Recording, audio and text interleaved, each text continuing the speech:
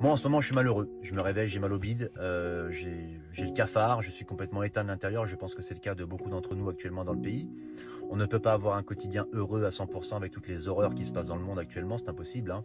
Quand le Hamas a attaqué les civils israéliens, ça m'a arraché le cœur, ça m'a bousillé le bide de voir ces enculés de terroristes massacrer des innocents, de capturer des gens, de les transformer en otages qui maintiennent toujours là-bas.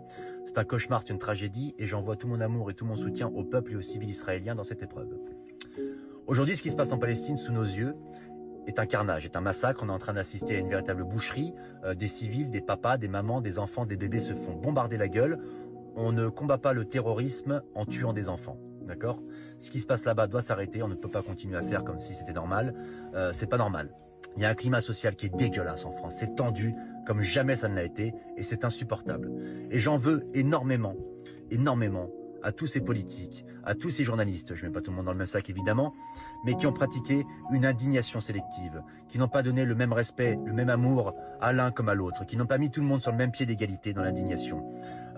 On ne peut pas avoir une société apaisée, une société qui prône la paix, si tout le monde n'est pas respecté à la même échelle, c'est impossible. Parce qu'en faisant ça, on va créer des gens qui sentent comme des sous-citoyens, des gens qui sont frustrés, qui sont en colère, qui sont tristes, qui se sentent mal aimés, et ça c'est impossible. La France c'est liberté, égalité, fraternité. Et il ne faudrait pas qu'on abîme le slogan.